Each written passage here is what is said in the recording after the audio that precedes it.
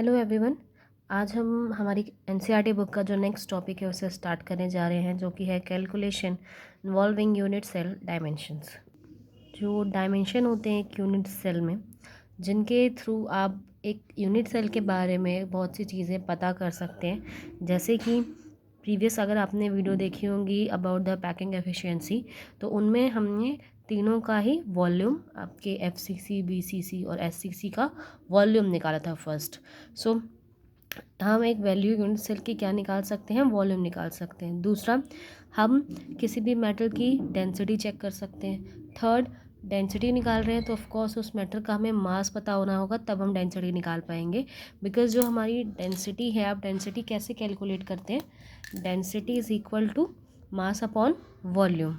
सो मैंने यहाँ पे फॉर्मूला लिख दिया है ऑफ द डेंसिटी।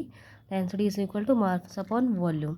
इसीलिए मैंने इन्हें शॉर्ट फॉर्म में लिखा था density of unit cell, because mainly हम डेंसिटी को मेजर कर रहे हैं। और जब आप डेंसिटी को मेजर करोगे तो आप मास को भी मेजर करेंगे, and we can also measure the volume, right.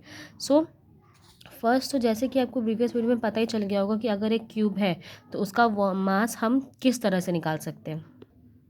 जैसे मैंने यहाँ पे एक क्यूब ड्रॉ किया है, या आप देख पा रहे हैं मैंने क्यूब बनाया है। ये आप भले ही आपका एफसीसी हो, एससीसी हो, बीसी हो, क्यू पीसीसी टाइप हो, कोई भी टाइप ऑफ क्यूब हो, यहाँ पर हमें जो एज लेंथ है वो हर बार कितनी निकल कर आएगी, हमेशा ए हम उसे कंसिडर करते हैं। Whatever is height, weight and breadth, जो भी है आपका वहाँ पर, आप अगर आप हाइट को कंसिडर कर रहे हैं या फिर लेंथ को निकाल रहे हैं, ऑलवेज जो इसका एज लेंथ है वो ए है। सो वॉल्यूम कितना निकल कर आ जाएगा, a cube, that is l into b into h, and then आपको वॉल्यूम यहाँ से निकल जाता है। ओके, सो पहली तो हमारी प्रॉब्लम थी अबाउट द वॉल्यूम, तो वॉल्यूम आपने यहाँ पे निकाल लिया। नेक्स्ट जो पॉइंट है वो डेंसिटी को मेजर करने के लिए, वो है हमारा मास।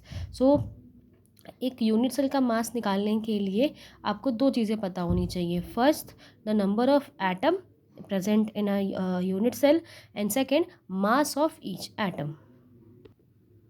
तो जैसे कि मैंने आपको बताया कि अगर हमें किसी भी यूनिट सेल का मास निकालना है तो उसके लिए हमें दो चीज़ें पता होनी चाहिए। First, number of atom. So मैंने यहाँ पे लिखे हैं number of atom in unit cell, जिसको हम जेड से डिनोट करते हैं, जो कि हमारे एफसीसी में कितने होते हैं, 4 atom, in BCC 2 atom, ECC 2 atom, and SCC 1 atom. And जो नेक्स्ट है that is the mass of each atom. तो इस तरह से एक फॉर्मूला बनकर आएगा ऑफ द मास इज, मैंने यहाँ पे वो फॉर्मूला लिखा है। अगर हमें मास निकालना है किसी भी यूनिट सेल का, तो हमें क्या पता होने चाहिए, number of atom in unit cells, जो कि मैंने यहाँ पे पहले से लिखे हुए हैं, and second, mass of each atom, जो भी एटम है उनका हमें मास पता होना चाहिए।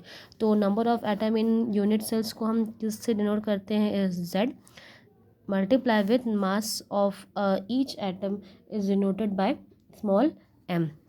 बिकॉज हम मास की बात कर रहे हैं तो हम स्मॉल एम से इसे डिनोट कर रहे हैं। सो अगर आपको मास चाहिए, मास निकालना है यूनिट सेल का, तो आपको दो चीज़ें पता होनी चाहिए। पहला तो आपको जेड, एंड सेकंड, मास पता होना चाहिए आपको ईच एटम का।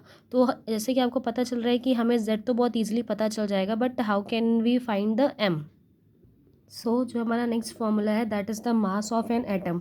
अगर हमें किसी एटम का मास निकालना है तो उसके लिए हमें दो चीज़ें पता होनी चाहिए, that is the molar mass and Avogadro number. अगर हम यहाँ पर एग्जांपल ले लें अबाउट कार्बन का, अगर हम यहाँ पे एग्जांपल लेते हैं, carbon 12 C6H, carbon C and यहाँ पे 12, ठीक है।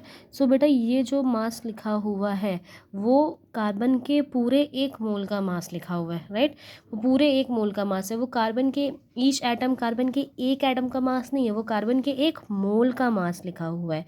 जो 1 मोल का मास है, अगर हम उसे एवोगाड्रो नंबर से डिवाइड कर देते हैं, जो कि आपका 6.22 इंटू 10⁻23, अगर हम इससे इसको डिवाइड कर लेते हैं तो हमें जो नंबर वैल्यू निकल कर आएगी वो होगा आपका मास ऑफ एन एटम, ठीक है। हमें जैसे यहाँ पे उसे कैलकुलेट नहीं करना, जस्ट मुझे बता रही थी कि आप किस तरीके से मास किसी एटम का निकाल सकते हैं। तो आपके लिए उसके लिए मोलर मास पता होना चाहिए, और एक एवोगाड्रो नंबर से हम उसे डिवाइड कर देंगे तो मास ऑफ ईच एटम निकल कर आ जाएगा। नेक्स्ट यहाँ हमें एक नया फॉर्मूला मिलता है, that is the small M is equal to capital M upon Avogadro number. Small M is our mass of units, mass of each atom, यानी कि एक जो एटम मौजूद है उसका भी मास कितना होगा। Capital M is the molar mass and Na is the Avogadro number. Okay, according to me अब आपको मास पता चल गया है। अब हम इस मास को पहले हम जो हमारे मास का फॉर्मूला था उसके अंदर पुट कर देंगे and now we will get the density. तो डेंसिटी के लिए क्या फॉर्मूला अप्लाई, ओके, तो डेंसिटी का मैंने फॉर्मूला यहाँ पे लिखा, density is equal to mass of unit cell upon volume of unit cell. Okay, so mass के लिए हमने जो लिखा हुआ था that is the Z, that is the number of atom present in a unit cell, and M that is the mass of each atom, एक ये जो m है उसका मास हमें निकालना है। एंड ऑफ कोर्स वॉल्यूम हमारा क्या निकल कर आया था, that is the A cube. अब ये जो वैल्यू है दैट्स द वैल्यू, ये वैल्यू जो है यहाँ पर m की, उसे हम इस फॉर्मूले में पुट कर देंगे। Then z is equal to capital N upon a cube multiply with n a, right. So यहाँ से आपको फॉर्मूला मिल जाएगा डेंसिटी का। So we can also write like this n. So यहाँ से आप किसी भी सॉलिड का डेंसिटी चेक कर सकते हैं कि उसकी डेंसिटी कैसे होगी, और डेंसिटी के थ्रू आप क्या क्या निकाल सकते हैं, मास निकाल सकते हैं, ऑल्सो द वॉल्यूम। ओके, इस पे बेसिस काफ़ी क्वेश्चन आते हैं जिसमें आपको मास दिया होगा, आपको एज लेंथ वगैरह सब दी होगी, आपको काउंट करना है, उसमें उनकी डेंसिटी निकालनी है, और ऑफ कोर्स उनके लिए नंबर ऑफ़ एटम आपको सबके पता होने चाहिए। Thank you.